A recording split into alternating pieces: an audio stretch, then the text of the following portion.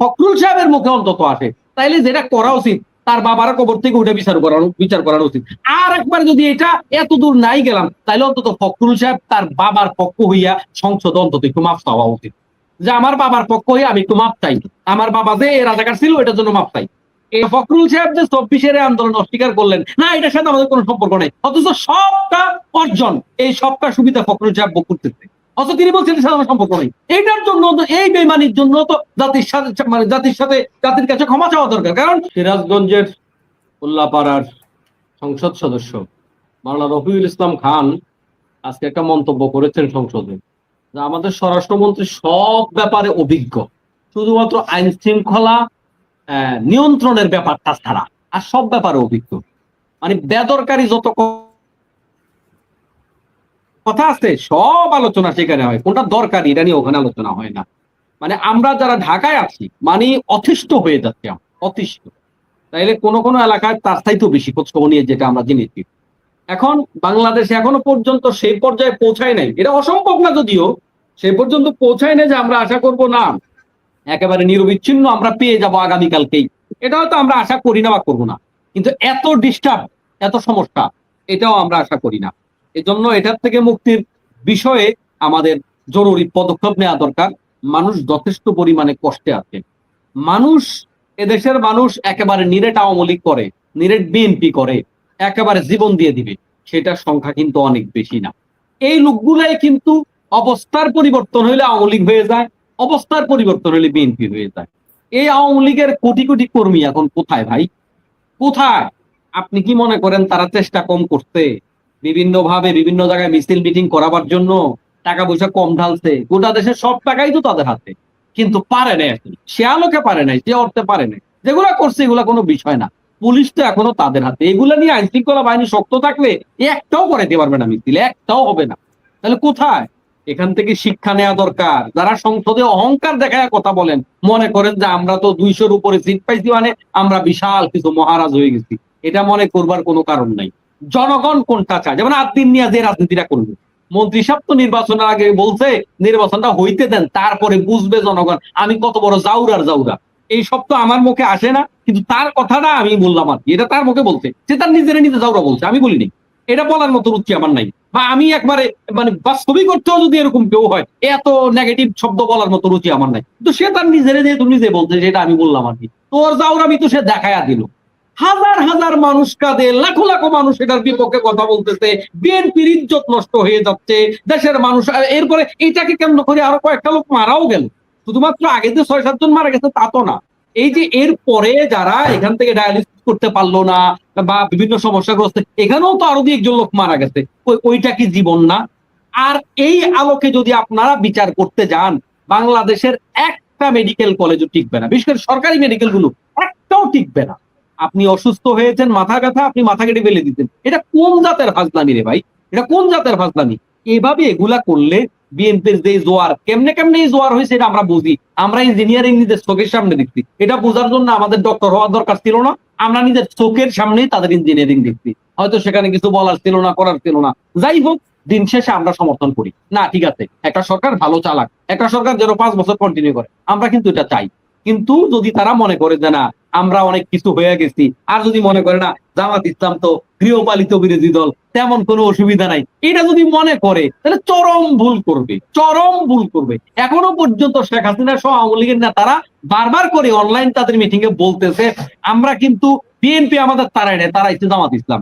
এই ফখরুল সাহেব, এই যে একজন শ্রোতা চমৎকার একটা কথা বলে গেলেন, যে ফখরুল সাহেব যে 24-এর আন্দোলন অস্বীকার করলেন না, এটার সাথে আমাদের কোনো সম্পর্ক নেই, অথচ সবটা অর্জন, এই সবটা সুবিধা ফখরুল সাহেব ভোগ করতেছে, অথচ তিনি বলছেন এটার সাথে আমার সম্পর্ক নেই। এইটার জন্য তো, এই বেমানির জন্য তো জাতির কাছে ক্ষমা চাওয়া দরকার। কারণ বিএনপির আপামর জনতার সাথে ছিল, অবশ্যই ছিল, সাধারণ মানে আওয়ামী লীগ ঘরানার লোক ছাত্রলীগ করতো, কিন্তু শেখ হাসিনার এই যেহেতু প্রথমত তো এটা সরকার পতন আন্দোলন ছিল না, প্রথম সরকার প্রধান ছিল না, ওই আন্দোলনের সাথে সম্পৃক্ত ছিল সাধারণ ছাত্রলীগ করতে, এমন বহু লোক ছিল, অসম্ভবের কিছু না। আর জামাত শিবির তো গড়েই ছিল। তা আপনি জাতির সাথে বেইমানি করলেন, এখন তো মন্ত্রী হয়ে ঠিকই বসে আছেন, এখন তো আপনি পতাকা নিয়ে ঘুরতেছেন, তাহলে আপনি তো জাতির সাথে বেইমানি করছেন।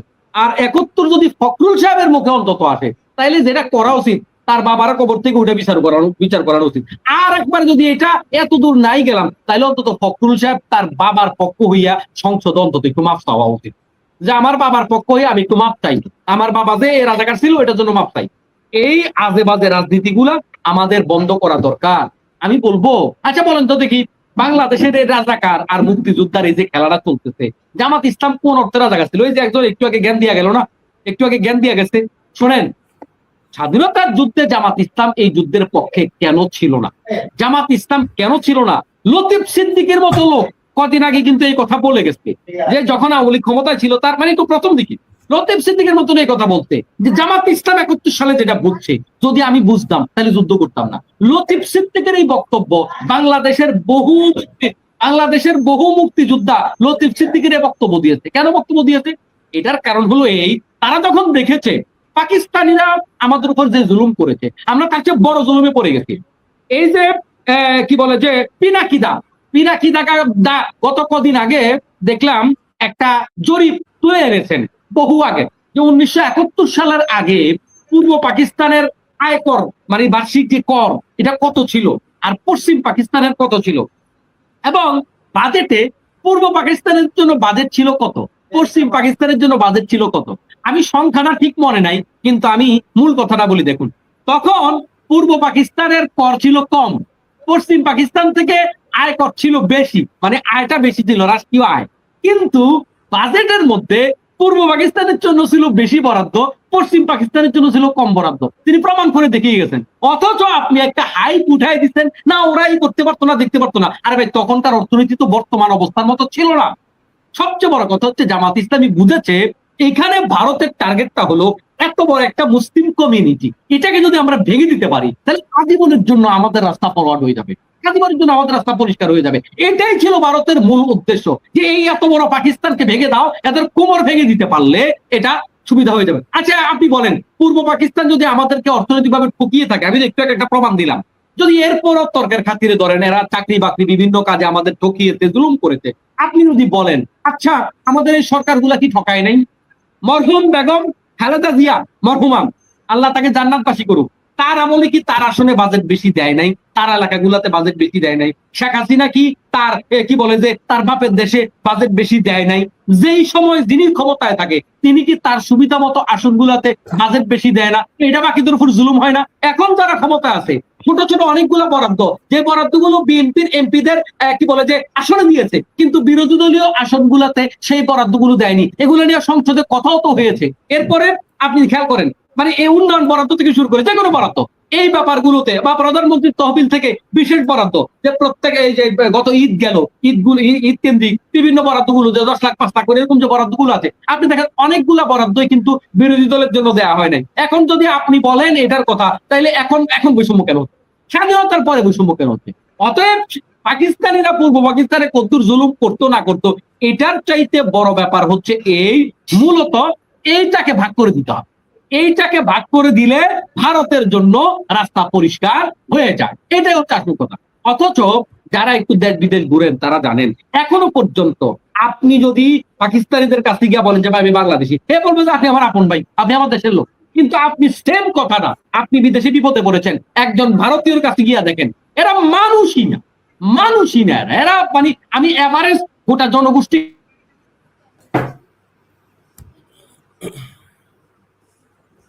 কোন বিপদ মুসিবতের পাশে পাবেন না, কিন্তু পাকিস্তানরা আপনার জন্য এগিয়ে আসবে। তাহলে হ্যাঁ, একটু নেট প্রবলেম করছে সম্ভবত। এখন শোনা যাচ্ছে? এখন শোনা যাচ্ছে মনির ভাই? জি। তাহলে এর দ্বারা বোঝা যায় এই যে আমাদের তর্ক বিতর্ক গুলো, এগুলো আসলে কথার কথা। আরেকটা ব্যাপার বলি, দেখুন আজকে আমরা যে এই তর্কগুলো আবার নিয়ে আসছি, আমি শেষ করতেছি মনির ভাই, আপনি বলুন তো দেখি, আমাদের এই রাজাকার আর মুক্তিযোদ্ধা এই ব্যাপারে তর্ক, মানে এখানে রাজাকার বেশি থাকলে কি হবে, মুক্তিযোদ্ধা বেশি থাকলে কি হবে, এই তর্কটা দেশের জন্য বা এই রাজাকার থাকা না থাকাটা, এটা বেশি গুরুত্বপূর্ণ বা এটা বেশি ক্ষতিকর, যে জামাতের যারা রাজাকার আছে এখনো জীবিত, এটা বেশি ক্ষতিকর নাকি এই দুর্নীতিবাজ গুলা দেশের জন্য বেশি ক্ষতিকর? আপনি আসল কথা আছে, দেশের জন্য ক্ষতিকর কোনটা? যারা ওই সময়কার রাজাকার ছিল এগুলো এখন সব এক্সপার্ট ডেট হয়ে গেছে, আর জামাতের এই 37 জনের মধ্যে ম্যাক্সিমাম মারাই গেছে, নাই বললেই চলে। এখন এই 2, 4, 5 জন যদি বেঁচেও থাকে, এই 5 জন দেশের জন্য বেশি ক্ষতিকর নাকি আওয়ামী লীগ বিএনপির ওই বড় বড় কি বলে মাদক ব্যবসায়ী, বড় বড় দুর্নীতিবাজ, লক্ষ কোটি টাকা দুর্নীতি করেছে, যারা বিভিন্ন জায়গায় বিভিন্ন ধ্বংসাত্মক কার্যক্রম পরিচালনা করছে, এগুলা বেশি ক্ষতিকর? কোনটা বেশি ক্ষতিকর? তা আপনি ঐচ্ছিক বিষয় নিয়ে আলোচনা করবেন, আপনি মূল বিষয় ছেড়ে দিবেন, এটা তো হইতে পারে না। আপনি দেখেন এই যে বিশ্ববাজারের তেলের দাম গত এই ইরান যুদ্ধকে কেন্দ্র করে প্রথমত বেড়েছিল সামান্য একবার, এরপরে তেলের দাম অন্তত 4-5 বার কমছে, আবার ফাঁকে 2-1 টাকা বাড়তেও, কিন্তু কমার পরিমাণটা বেশি। বাংলাদেশ কমাইছে? বাংলাদেশের ইতিহাসে কবে এরকম 25 টাকা বাড়ছে একটাতে? 20 টাকার তেলটা 120 টাকার তেল না 145 টাকা করা হয়েছে। এটা কি মানুষের উপর জুলুম না? যখন বাড়ানো লাগছে বাড়াইছে, এখন বিশ্ববাজারে কমছে আপনারা কমান, কই কমানোর তো কোনো খবর নাই, কমানোর তো কোনো খবর নাই।